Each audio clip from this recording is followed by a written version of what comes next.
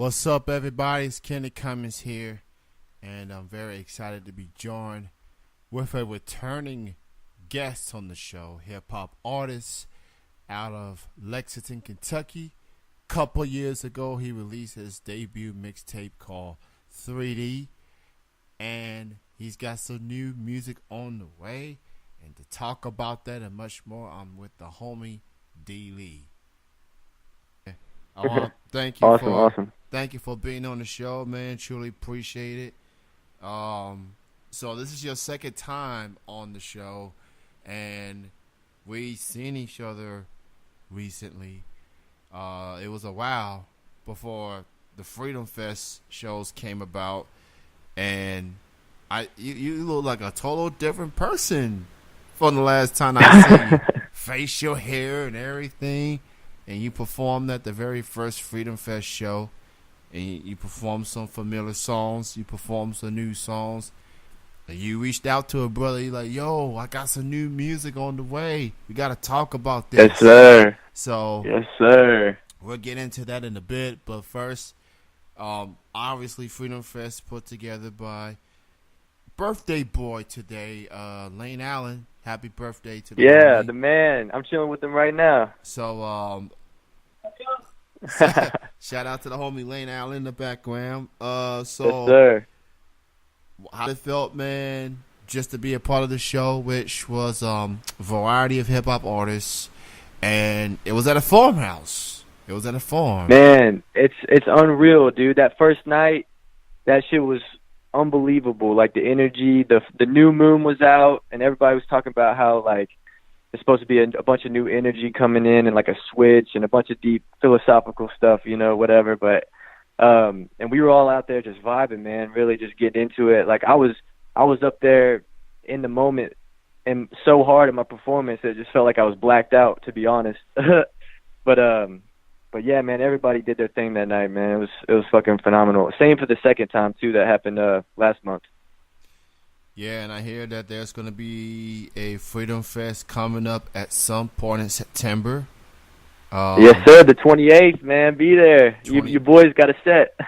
Oh, so you're back up in there. You're back on the stage. Yes, okay. Sir. I'm back on the stage. So Freedom Fest going to be coming at you later this month. So, fall season's going to be, cold. It's going to be a little chilly compared to the last Yeah, time. bring your hoodies out here. Bring your hoodies. Yeah, I'm gonna call it hoodie season. So yeah, hoodie season. So there's gonna be a lot of brave individuals performing at the little cold weather. So more list of performers to come. So keep an eye on the Freedom Fest Instagram page.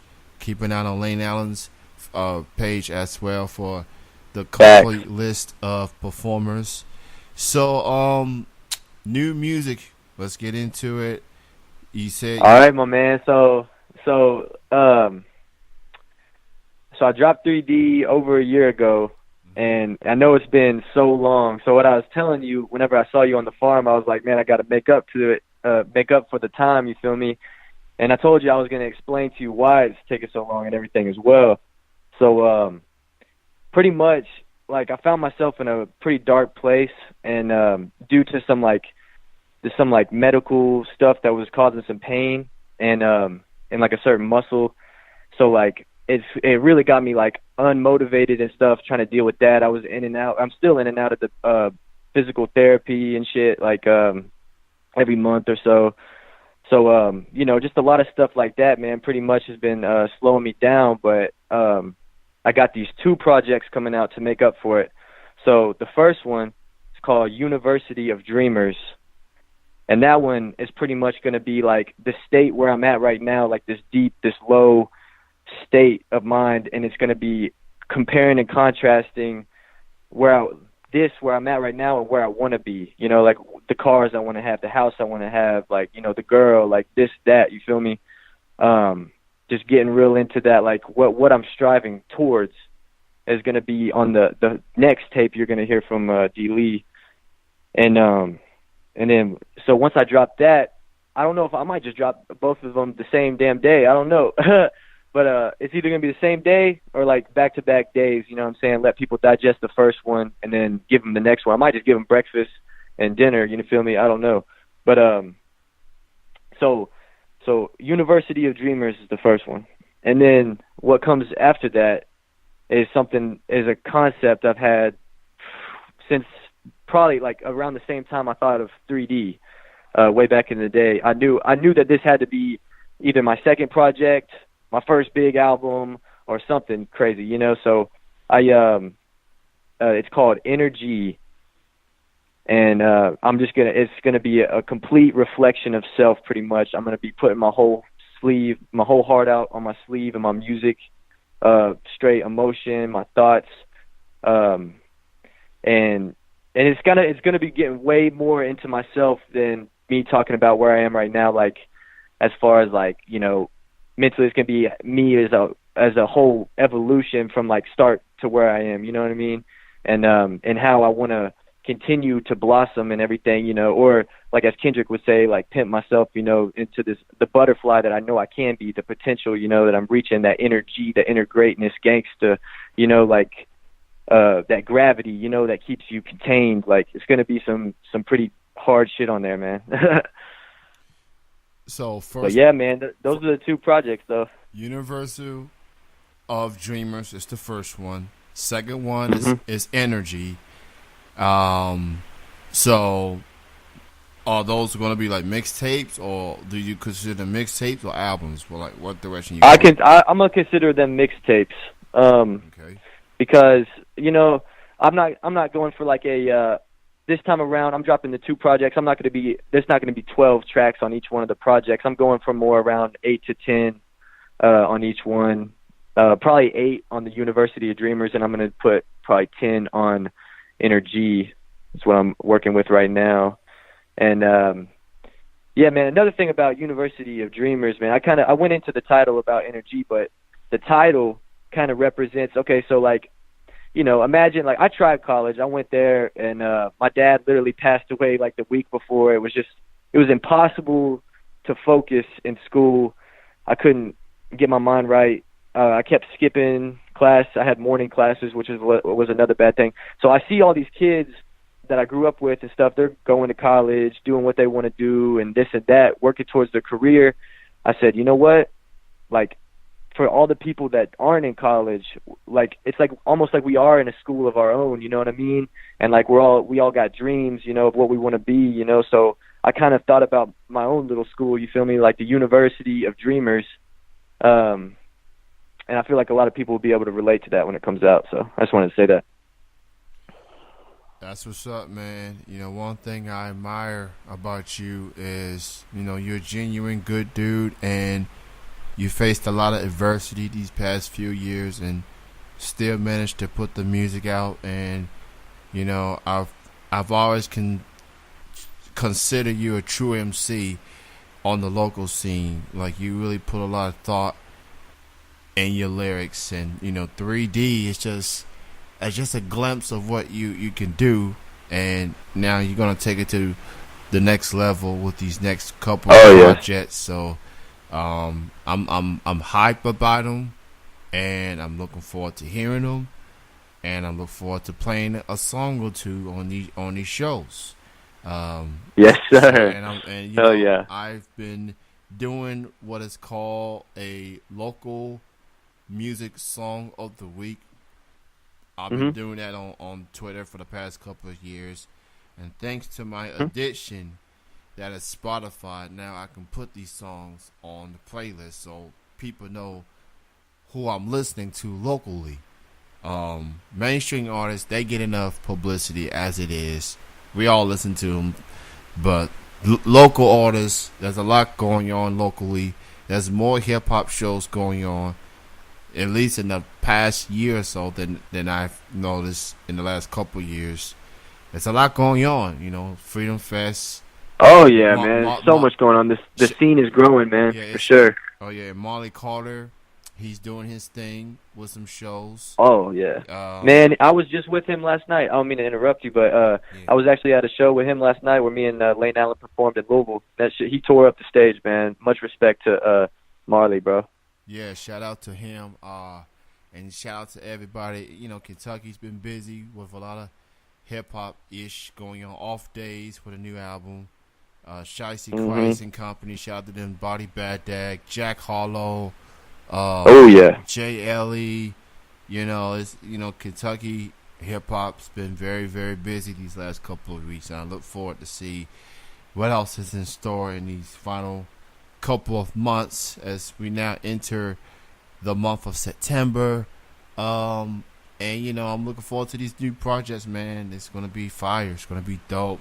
Oh, Yeah, guaranteed, man. You yeah. already know I'm putting my whole soul into it. I Yeah. got you. So, here's what else I want to get into. Yes, sir. So, I like to, get into the mind of an artist when they hear music from other artists and how they feel about it, things like that. And Yeah, of course. there's a certain individual that's made some headlines these past 24 hours. Uh-huh. Mr. Marshall Mathers, to be exact, Eminem. Yes. He released Kamikaze's surprise album, taking the page from the Carter's playbook. Uh-huh.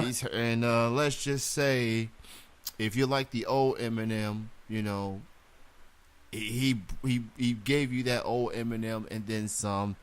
He's got a lot to say about a lot of people talking about him.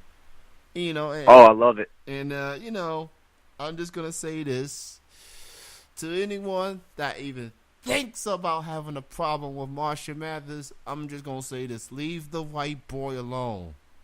Leave Mhm. that boy alone. Amen, dog. Look, and I'll I be I love that, man. I don't I and I will say this: I never really hate the Revival album as much as people Mhm. did. He felt something. He felt a certain way at the time. He had Mhm. a lot of artists was on there. Mhm. There was one rapper on there, Freshner, on Claude Septic. I like the remix. He went ham on that one. Caterpillar. Oh, the remix was so sick, man. Yeah, he went ham on Caterpillar with Royce. He did his thing on Majesty with Nicki, so he did the guest appearances. But now, that is Slim Shady. That is the dude was just he had a lot to say to a lot of people, and he did some flows here and there. How did you feel about Kamikaze? From an artist perspective, per se. Oh man, you know me, dog. I'm a huge fan of lyrical hip hop. I loved it. The whole album was fucking sick, man.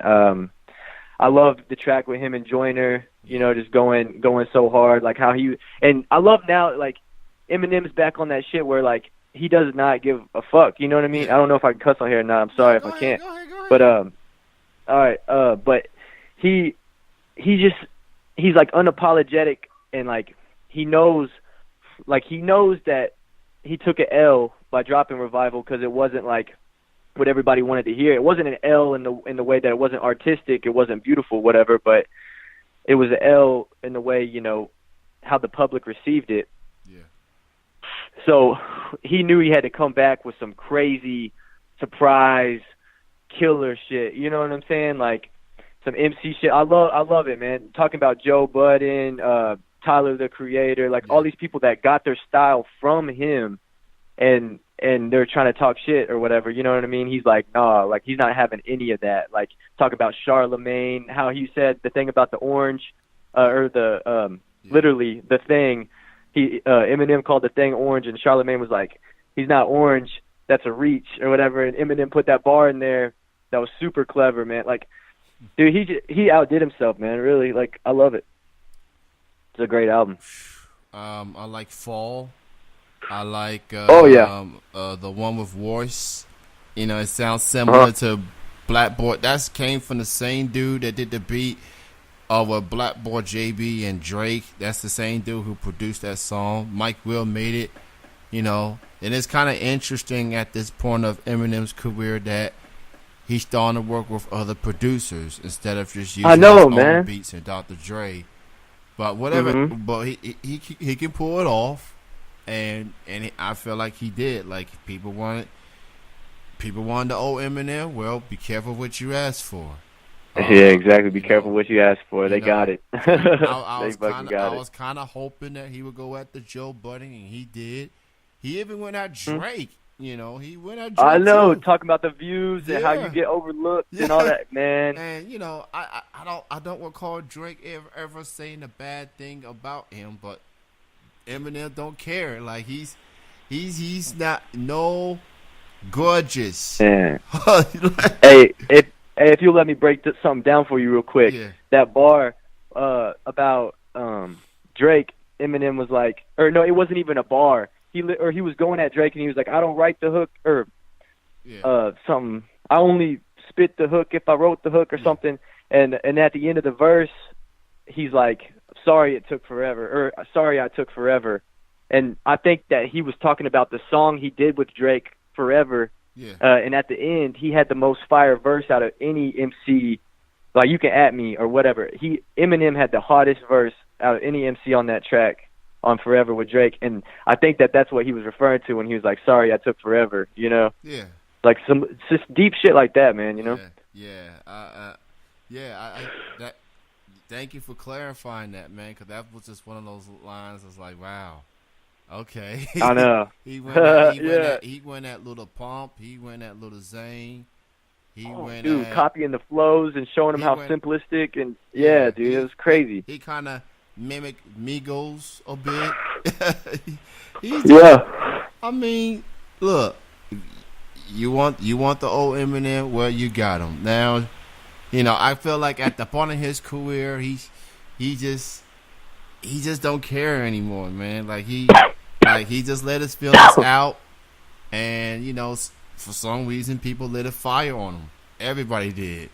So I'm not mad at Marshall Mathers whatsoever. You do you, and maybe he'll have a better first week sales than Revival did. You know, I don't think this is about being a commercial album. It's just him going back to his roots. So I really like the I totally agree with you, Kenny, man. It's awesome for real. I totally love the bar that he said about MGK. yeah, Where he was like, because MGK was talking about his girl on Twitter, not his girl, but like his daughter on Twitter, Haley, and he was like, yeah, I'm talking to you, Kelly, or whatever. You can come at me with the machine gun sub or so. I can't spit it right now, but you know what I'm saying. Like he's murdered that. Like he doesn't subliminally diss. Like he'll straight up name drop. Like that's what I respect about Eminem. Like he doesn't do any of that snake shit. Yeah, I like that too. MGK's had a rough 24 hours having to deal with G-Eazy, and now Eminem's mentioning you, and you know when when you talk about his daughter, that's when he extremely be pissed off. Like it's one thing to just diss him, but when you talk about his daughter, it's not. That's crossing the line. You know, yeah, it's part of the music that I've learned. Whatever. Ask Ja Rule how that worked out for him. Yeah, his career hasn't been the same since. For sure. So, University of Dreamers is coming soon, and Energy is coming soon. D-Lee, thank you for your time, bro. Great chatting with you. And I'll keep an eye on that Freedom Fest. Go check out Freedom Fest by the end of September 28th to be exact. And and tell Lane I said happy birthday to him. And thanks for your time, man. Truly appreciate it. Hey, thanks you, man. Thanks to you, bro. Anytime, man. Hey, looking forward to seeing you out there, bro. Yes, sir. You have a good night, bro. All right, man. You too. All right, bye.